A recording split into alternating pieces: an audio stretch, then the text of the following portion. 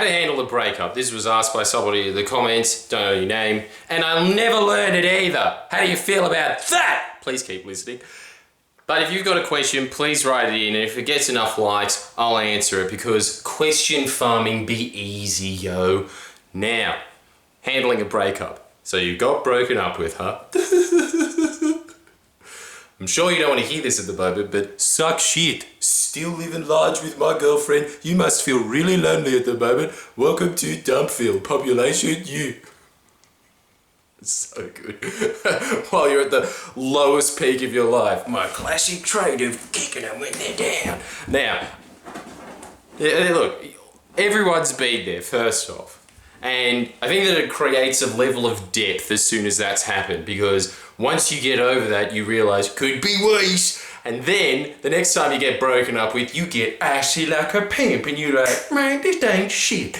But the other thing that's really cool about a breakup, don't you notice that all those little shitty songs that you hear on the edge that has some variation of Chris Brown in them, or actually, sorry, Jason Derulo is probably a better example. Just those, and I'm so sick of love songs that you hear most of the time, and you go, what sappy shit. As soon as you're broken up with, you just go, Jason Derulo's the best poet on earth, man.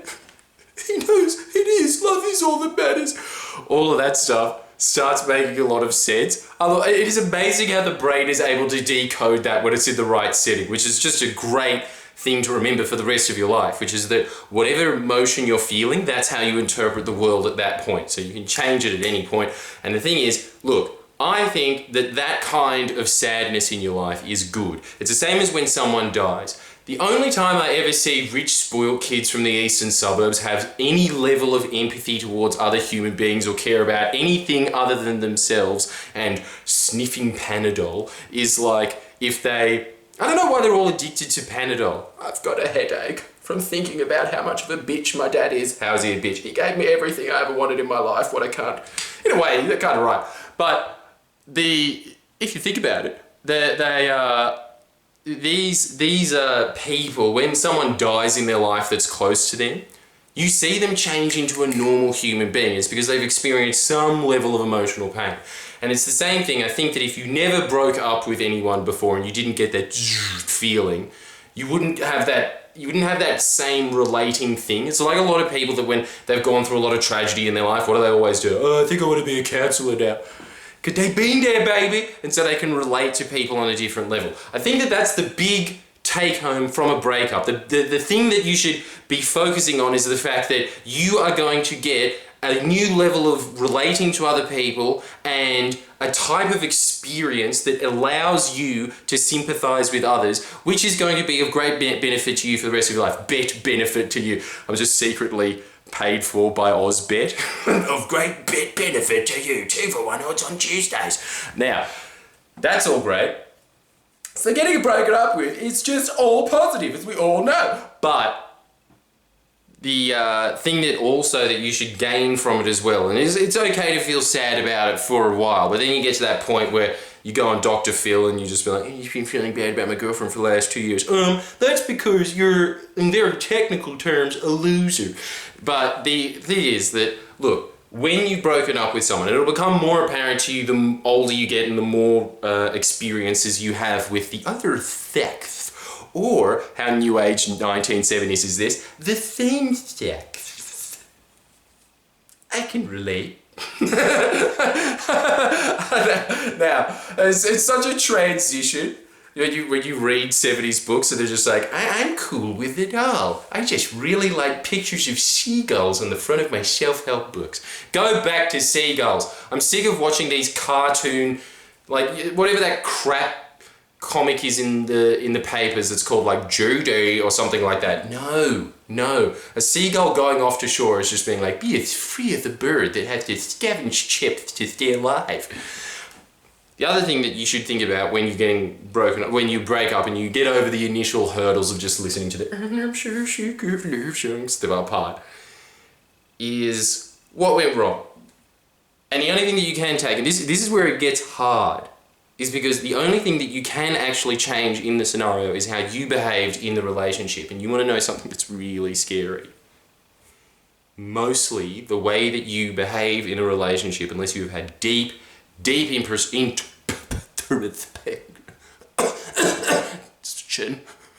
Did you hear that? All right, class with this. Deep introspection. The only way that you feel, the way that you default respond to the other sex is if you're a guy, your relationship with your mum, and if you're a gal, your relationship with your dad. I don't know how it works in same-sex couples, I'm going to be honest.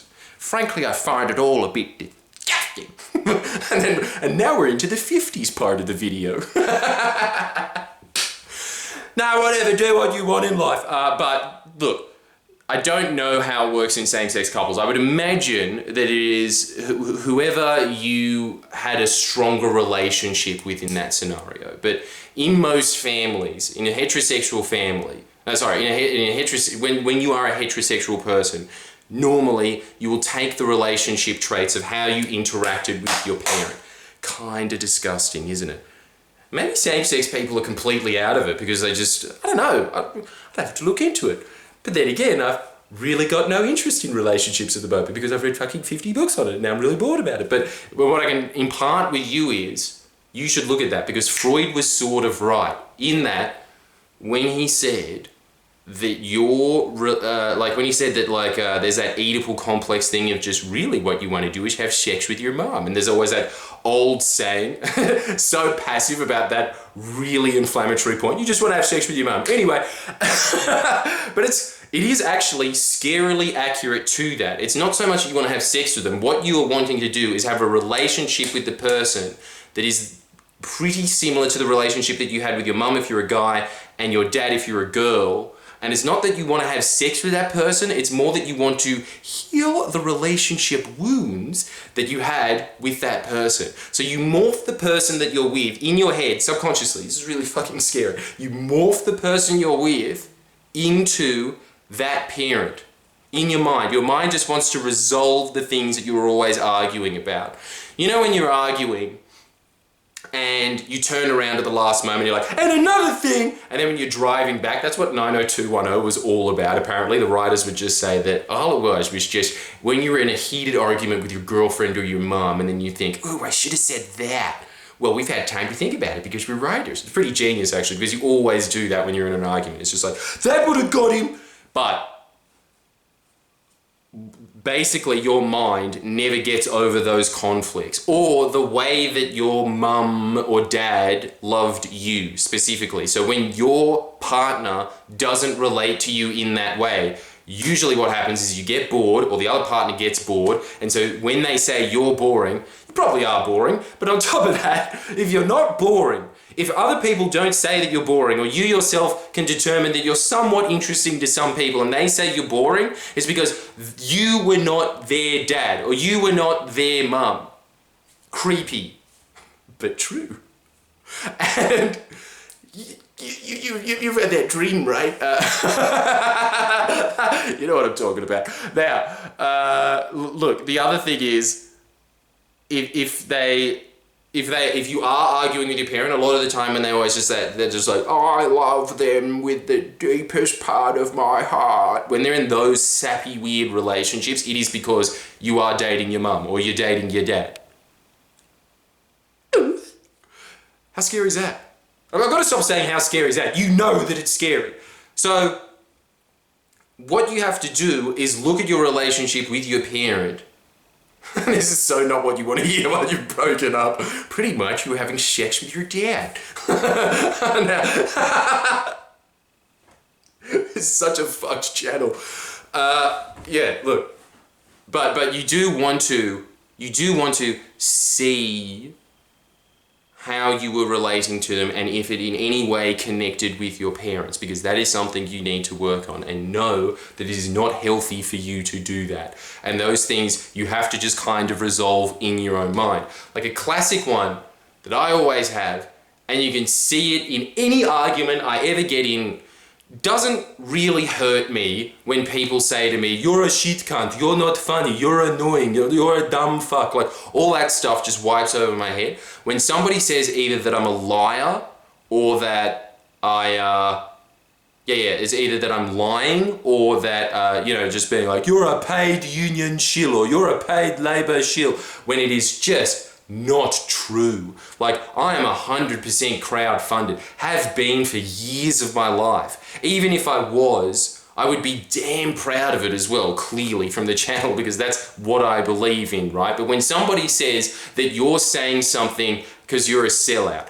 or you're saying something because you're just a dishonest human being, that thing makes me fucking snap. And it's because that's what my mum would always do. She'd always just invent things in her head that I said and then go, that's what you said. No, you didn't. You're a liar. That was her constant pattern of argument. So anytime anyone ever does that, I was like, oh, I'm gonna fucking lie. It still hits me to this day. And it is, like, I mean, even my heart is racing thinking about it now, just be like, but I'm telling the truth. So that is like a childhood wound. Watch some of your childhood wounds and you will see that a lot of the times with your biggest arguments with your spouse, if you know your spouse well enough, you will see that that is what triggered them, and it's the same thing with you. The things that triggered you was the things that you were arguing about with your parents a lot while growing up. I don't like talking about this to public audience, it's kind of creepy. It's such a deep wound in you, and you will feel the same thing. And if you don't, I want you to do that as your homework, because that is the biggest thing that will help you in your next relationship, is to not treat your partner like your parent. If you keep treating your partner like your parent, you will have the same relationship over and over and over again. The point is to try and approach a relationship with a clean slate and take stock of the person and not try and morph them into your parent so you can resolve an argument that cannot be resolved by that person. How unfair is that your subconscious is just like, turn into my dad and be nice to me instead like my dad wasn't. It's just an impossible task. And that is why that old Seinfeld joke of 80% of people are undateable. It's true. It is true. And it's because most people do not introspect themselves enough. Does that make sense? No. But anyway, as such an Aussie female that works in Super 8 industry, does that make sense? I want you to think about that though, because you want to be in that 20% of people that are dateable, and it really just comes down to the fact that they're slightly less insane. Everybody is going to be insane in a relationship, and you're going to show embarrassing things to that person. But the thing is, if you are not treating the person like they're there, if you are not present with that person, that is a massive thing that people are always saying when they break up. It's just that that person was not present with me when they were with me. They get slowly disinterested over time. Now, there's a huge array of factors to it, but one of the main ones that I want to press upon you today is that you have to resolve in your own mind the childhood wounds that you had with your parents. And everybody has them to a certain degree. And the ones that said, no, my parents were perfect, they're actually the ones that have really deep-seated stuff and they think about it for a long time. They're like, oh my God. And it doesn't matter how dark they are, how light they are, they're still childhood wounds and they're still going to affect you. And the thing is that it will affect the person that you're in a relationship as well. So you owe it to the other person that you're in a relationship. And especially, I truly believe this, you get a hell of a lot more work done. I don't know what it's like for women because I don't know what their sexual libido is, but I'd imagine it's less. It'd have to be less. Like right now I'm thinking about fucking puss. Like it's just constant when you're a guy. But the thing is, if you're in a committed monogamous relationship as a guy, because the thing that motivates you the most as a man is sexual energy. That is why men build huge things like the Eiffel Tower. Because it looked like a penis, am I right, girls? But anything that you do, like a space, like more penis, but it's always anything at all, like legislating bills, coming up with a new system of education. These things, when a guy does it, it is because they're trying to impress some type of puss. And it's probably the same with women as well when they do these things. I don't know what motivates women a lot, but I do know from the own personal experience of my brain is that something that really motivates men is sexual energy. And if you are using your sexual energy to try and just get random puss at the club, you are going to be a failure. But if there's somebody there that just kind of locks off any chance of you getting that stray moot, and then that makes you focus, use your sexual energy and attention for something bigger than that. This battery's about to run out, so this is your homework. Do the childhood wound experiment. Think about what the arguments were that you consistently had with your mum and dad, and think about the way that they loved you. How did they show you that they were special? And you will see that you had patterns like that with your partner, that you were expecting them to treat you the same way, that you were expecting them to be mean to you the same way. And then I want you to articulate that to your next partner, that this is the way that I feel love. This is the thing that really ticks me off. And then on top of that, I want you to try and fix those things. This is about to run out. See you. Bye. Next week.